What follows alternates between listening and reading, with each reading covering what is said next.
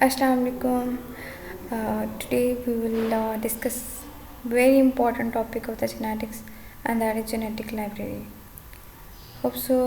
This lecture video will be very fruitful for you, and you people learn it as well as enjoy it. तो इस topic को study करने से पहले हम लोग इसके मेन ऑब्जेक्टिव को डिस्कस कर लेते हैं कि इस टॉपिक में हम लोग कौन कौन सी चीज़ें जो है ना, कौन कौन से इम्पोर्टेंट पार्ट्स जो है ना वो डिस्कस करेंगे। तो सबसे पहले हम लोग ये देखेंगे कि what is the genetic library, कि जेनेटिक लाइब्रेरी बेसिकली होती क्या है। And then we will discuss about the types of the genetic library, कि जेनेटिक लाइब्रेरी की टाइप्स कौन कौन सी हैं। उसके बाद हम लोग डिफरेंस करेंगे कि एक जीनोमिक लाइब्रेरी में और सीडीएन लाइब्रेरी में क्या डिफरेंस होता है। The 4 number we will study about how we can construct the genetic library, कि अगर हम लोग एक जेनेटिक लाइब्रेरी को कंस्ट्रक्ट करने जा रहे हैं तो what are the procedure, what are the requirement and to construct the genetic library. इसके बाद हम लोग देखेंगे कि अगर how we can screen the particular genes from the genetic library, कि अगर हम लोगों ने एक जो है ना वो लाइब्रेरी बना ली है तो अगर हम उसमें से अपनी जो डिज़ायर्ड जीन्स है उसको अगर हम लोग फाइंड आउट करना चाहें तो हम लोग कैसे कर सकते हैं। अच्छा, उसके बाद हम लोग देखेंगे कि at the end what are the applications of the genetic library, कि एक जेनेटिक लाइब्रेरी की जो है वो एप्लीकेशंस क्या हैं और कैसे ये हमारे लिए जो है ना वो का बेनिफिशियल है। तो अब हम इसको टॉपिक को थोड़ा एक्सप्लेनेटरी वे में पढ़ते हैं। तो सबसे पहले तो हम लोग ये देख लेते हैं कि जेनेटिक लाइब्रेरी होती क्या है, और अगर हम इसको सिंपली जो है वो डिफ़ाइन करना चाहें तो genetic library is the collections of the different DNA sequences from an organism which has been also called the genomic libraries और द जीन पेंस। कि बेसिकली एक जेनेटिक लाइब्रेरी जो है ना वो एक कलेक्शंस होती है जहाँ पर डिफरेंट जो है ना वो ऑर्गेनिज्म के डिफरेंट जो है वो डीएनए सीक्वेंसेस होते हैं। मीन्स दैट एक जिस तरह एक सिंपल लाइब्रेरी होती है जहाँ पर बुक्स की कलेक्शंस होती हैं, तो सिमिलरली इन दिस वे कि एक जेनेटिक लाइब्रेरी कैसी जो है वो जगह होती है जहाँ पर जो है वो डिफरेंट ऑर्गेनिज्म के डिफरेंट डीएनए सीक्वेंसेस जो है ना वो स्टोर किए जाते हैं, और इस वजह से इनको जो है वो जीन बैंक भी कहा जाता है और जीनोमिक लाइब्रेरीज भी कहा जाता है। तो अब हम लोग ये देख लेते हैं कि जीन्स लाइब्रेरी पर्पस के, ज़ाहिर सी बात है हर चीज़ को बनाने के पीछे जो है वो एक पर्पस होता है, एक मकसद होता है। तो सिमिलरली अगर हम लोग एक जीन्स लाइब्रेरी बना रहे हैं तो उसके पीछे हमारा क्या पर्पस है।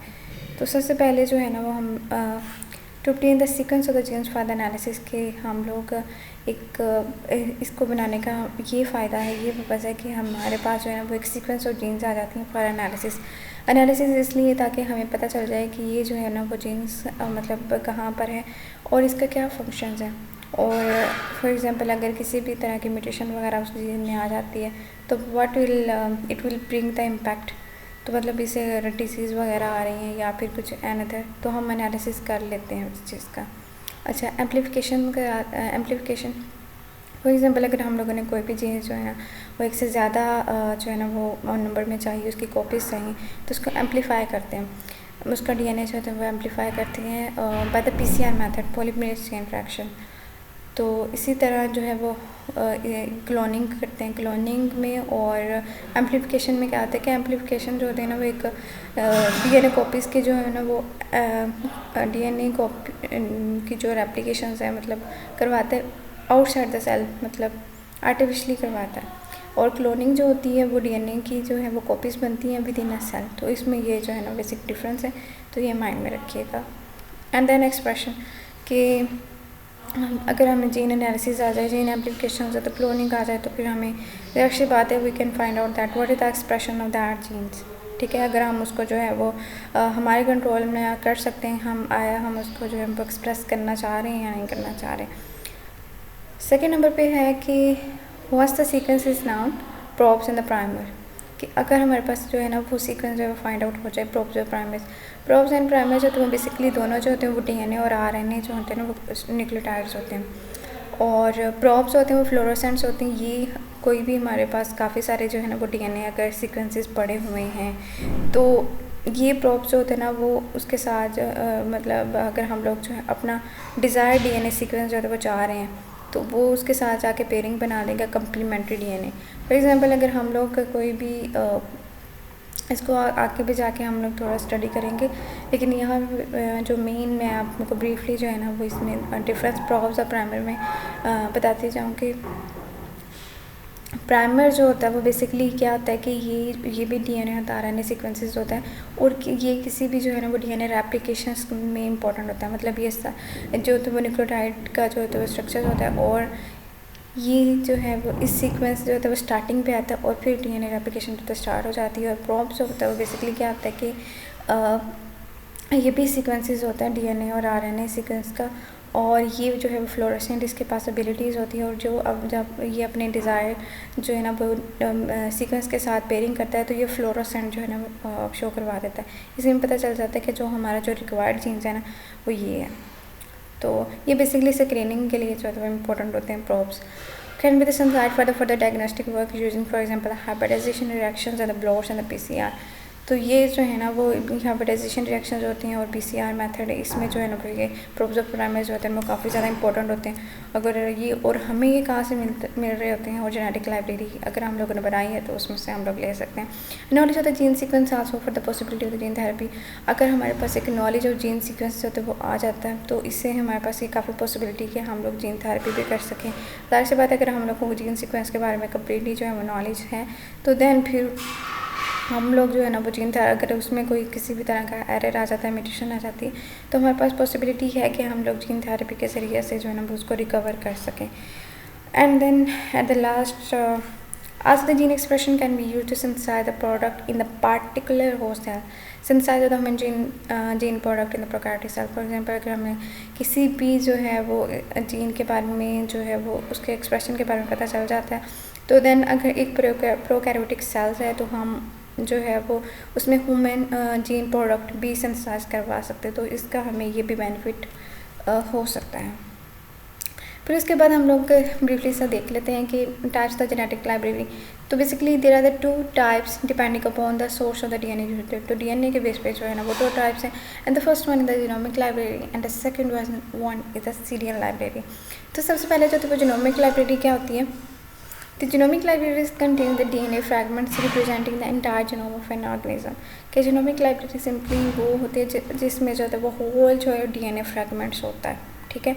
और इनके अगर अपोजिट में हम लोग देखें तो सीरियल लाइब्रेरी ऐसा होता है contain only the complementary DNA molecules and from the messenger RNA molecules in the cell. इसमें कम्प्लीमेंट्री जो है वो डीएनए लाइब्रेरी जो होती है वो बेसिकली मैसेंजर आरएनए से बनती है, जबकि जीनोमिक लाइब्रेरी जो होती है इसमें होल जो है ना वो डीएनए फ्रैगमेंट्स होता है। फिर इसका अगर हम लोग फर्दर जो है ना वो इसको एलाबोरेट करना चाहें तो जीनोमिक लाइब्रेरी सीरियल लाइब्रेरी में तो क्या पॉइंट्स आ सकते हैं?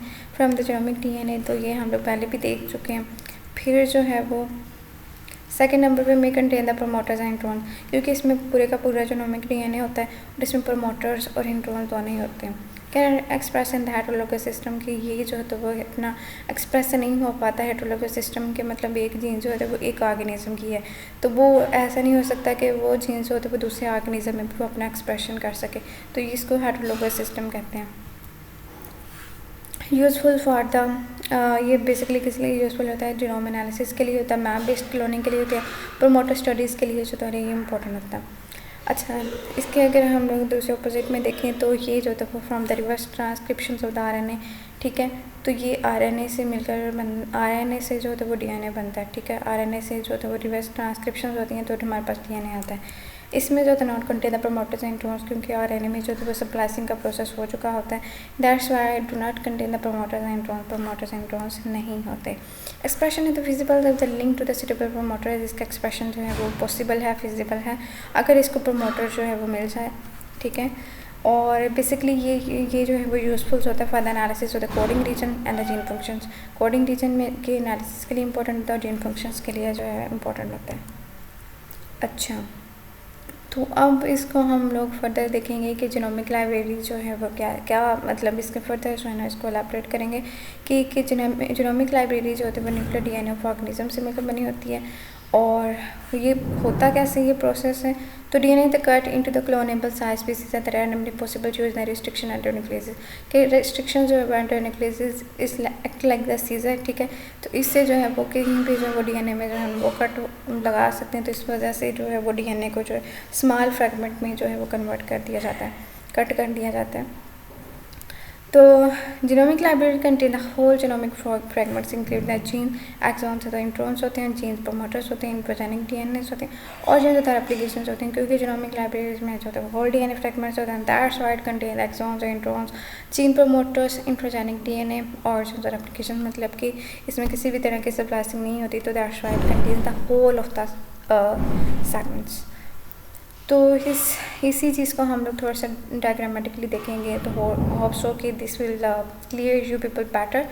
तो ये बेसिकली एक सेल है, ठीक है। सेल के अंदर जो तो न्यूक्लियस होता है, न्यूक्लियस के अंदर जो तो वो जीनोम होता है, जीनोम ज़ाहिर सी बात है डीएनए कंटेनिंग होता है। तो फर्स्टली क्या करना हम लोगों ने, डीएनए जो होता है वो एक्सट्रैक्टेड होता है from the cell and digested with restriction enzyme, कि डीएनए को जो पहले जो हम लोगों ने क्या करना है वो एक्सट्रैक्ट करना है, फिर जो है ना वो उसको क्या करना है कि रिस्ट्रिक्शन एंजाइम के ज़रिए से उसकी कटिंग करनी है। अच्छा, कटिंग कर दी तो ज़ाहिर सी बात है तो ये ब्रेक हो जाएगा, जैसे थ्रेड्स होते हैं छोटे छोटे।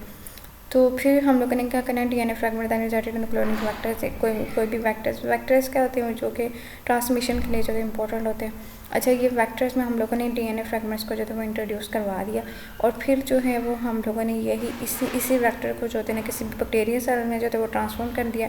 तो इसी तरह जब बैक्टीरिया सेल में जो है वो एप्लीकेशन होगी तो सिमिलरली तो ये भी जो हमारा जो डीएनए के जो फ्रैगमेंट्स होंगे ये भी साथ साथ में जो है वो रेप्लिकेट करेंगे। तो इसी तरह हमारा जो एक डिज़ायर चेंज जो है ना फर्दर जो है वो रेप्लिकेशन करते करते हमें जो है ना वो ज़्यादा इसकी कॉपीज़ जो है वो दे देंगी, ठीक है।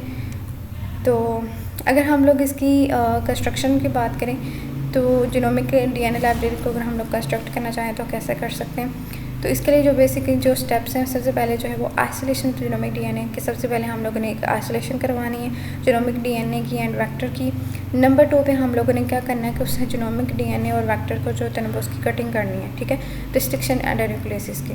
फिर उसके बाद हम लोगों ने लाइगेशन करवानी है, मतलब उसको जोड़ना है उस फ्रैगमेंट डीएनए को और वेक्टर के साथ। फिर क्या करना है कि जब उसकी लाइगेशन हो चुकी तो नंबर 4 पे हम लोगों ने क्या करना है कि ट्रांसफॉर्मेशन जो था आरडीएनए द बैक्टीरिया सेल, तो फिर उसको जो है तो उसकी ट्रांसफॉर्मेशन करवा देनी है।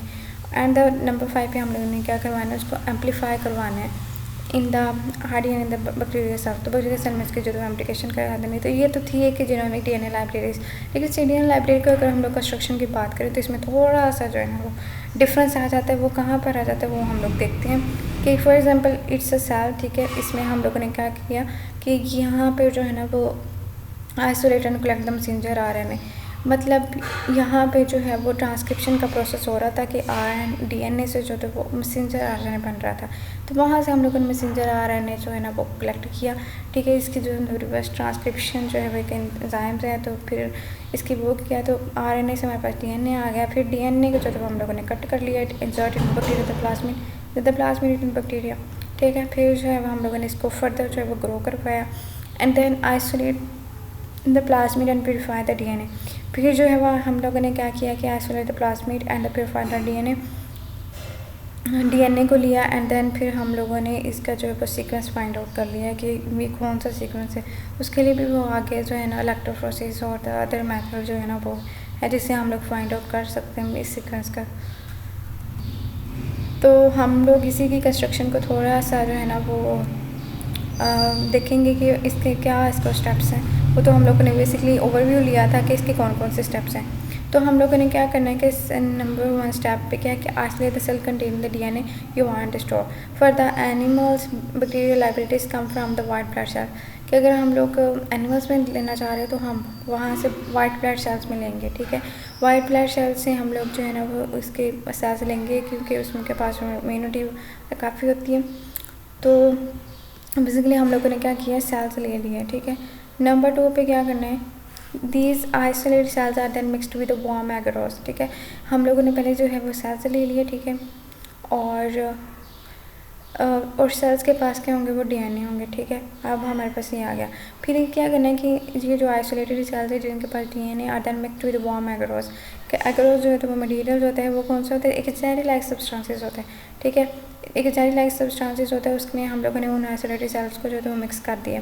The whole mixture is then poured into the mold and then allowed to cool to produce the set of the small blocks each containing thousands of the isolated cells। अच्छा, फिर क्या करना है कि इस होल मिक्सचर को जो है वो एक मोल्ड में हम लोगों ने डाल देना है। फिर इसको जो है वो कूल करवाना है, ठंडा करवाना है एंड देन इसके छोटे छोटे जो है ना वो ब्लॉक्स बन जाएंगे और हर ब्लॉक के अंदर जो था वो 1000 ऑफ द आइसोलेटेड सेल्स होंगे। अच्छा, फिर इसके बाद हम लोगों ने नंबर 3 स्टेप पे हम लोग ने क्या करना है, फिर जो है वो cells are then treated with enzyme to dissolve the cell membrane. एक दफ़ा हम लोगों ने सारे के सेल्स को जो है ना वो इसकी ग्रोथ मटेरियल में रख के जो है ना वो इसके ब्लॉक्स बना लिए। फिर जो है ना इसकी separation the cells are then treated with, फिर सेल्स को जो है वो ट्रीटेड करवाना है with enzyme to dissolve the cell membranes and to release the DNA into the growth cell. क्या होगा कि ये एंजाइम जो है वो उनकी सेल मेम्ब्रेन को जो है वो डिसॉल्व कर देंगे, ठीक है। और इससे तरह क्या होगा कि उन सेल में से जो डीएनए होगा ना वो एग्रोथ सेल में आ जाएगा। और restriction endonuclease is the used to chop the DNA into the pieces around the 2 lakh base pairs in the length. तो क्या होगा कि ये इस रिस्ट्रिक्शन एंडोन्यूक्लियस के बावजूद बेसिकली क्या करेगा, चॉपिंग करेगा, मतलब उसकी कटिंग करेगा DNA about 2 lakh base pairs in the length. मतलब ये इतना जो है ना वो उसके पीसेस जो है वो बना सकता है, ठीक है। Partial digestion versus complete the digestion produce the smaller fragment. मतलब ये नहीं है कि वो ये रिस्ट्रिक्शन एंडोन्यूक्लियस है तो उसकी कम्प्लीटली जो है ना वो डाइजेशन कर देगा, बल्कि नहीं, सिर्फ पार्शियल डाइजेशन करेगा, उसके सेल मेम्ब्रेन को ब्रेक डाउन करेगा और देन फिर जो है ना वो डीएनए पे भी जो है ना बड़े अप्रोप्रिएट वे में जो है ना वो उसकी कटिंग करेगा, ठीक है। फिर इस तरह हमारे पास एक नंबर 4 पे हम लोगों ने देखना है कि this blocks of the gel contain the chopped up DNA are then inserted in the holes in the slab of the growth cell. The DNA fragments are then separated according to cell by the electrophoresis. अब ये blocks होते हैं gels जो थे वो chopped up the DNA are then inserted in the holes in the slab of the growth cell. तो growth cell में जो है ना ये हमारे पास आ गए डीएनए फ्रैगमेंट और फिर इन डीएनए फ्रैगमेंट्स को जो है वो एक दूसरे से सेपरेट किया जाएगा इलेक्ट्रोफोरेसिस के। इलेक्ट्रोफोरेसिस में ये होता है कि कोई भी जो है ना वो डीएनए जो सीक्वेंसेस होते हैं या डीएनए फ्रैगमेंट्स होते हैं उनको सेपरेट किया जाता है बाय प्रोवाइडिंग द चार्जेस, ठीक है, उनको इलेक्ट्रिसिटी या फिर चार्जेस वगैरह प्रोवाइड करके। तो इससे क्या होता है कि उनकी जो तो वो मूवमेंट हो जाती है। जो जितना ज़्यादा हाई डेंसिटी होगा वो उतना कम मूव करेगा, या जितना ज़्यादा लाइट वेट होगा वो उतना ज़्यादा जो है वो मूव आउट कर जाएगा।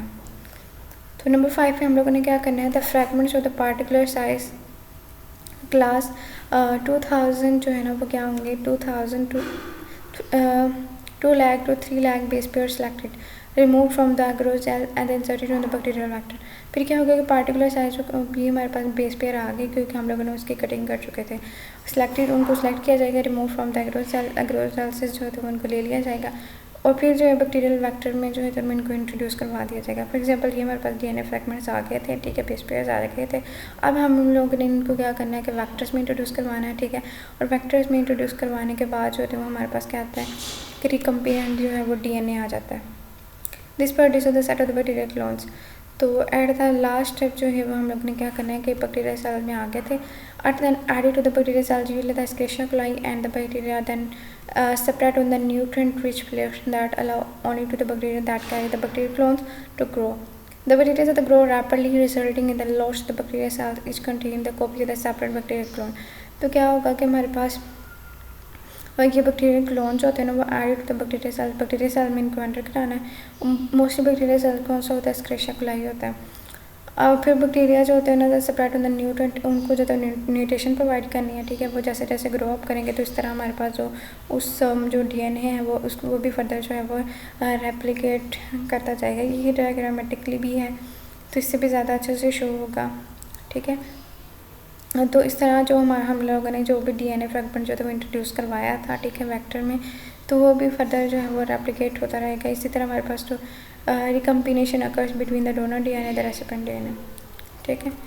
तो एट द फिर जो है वो लास्ट पे क्या करना है, after they have the grown, जब ये बैक्टीरिया सेल कम्प्लीटली जो है ग्रोन हो चुके होंगे, the bacteria then picked up, bacteria जो है वहाँ से लिया जाएगा into the plates of the 96 or 384 Fahrenheit so that each tube contains a single bacterial clone. The bacteria can also be copied or the frozen and kept until the researchers are ready to use the DNA for the sequencing. Bacteria of the library that has been created, मतलब उनको क्या किया जाएगा, अब इनको थोड़ा सा store किया जाएगा, को लिया जाएगा और इस टेम्परेचर के ऊपर जो है ना उनको रखा जाएगा 96 और 384 Fahrenheit। तो बैक्टीरिया जो है वो फिर उनको जो है वो यहाँ से करने के बाद उनको फ्रोज़न किया जाएगा, ठंडा किया जाएगा और उनको स्टोर किया जाएगा। सीक्वेंसिंग जो है वो की जाएगी। अब बैक्टीरियल लाइब्रेरी हैज़ बीन, इस तरह से बैक्टीरियल लाइब्रेरी जो है हमारे पास जो है कंस्ट्रक्ट हो गई है, बन जाती है, ठीक है।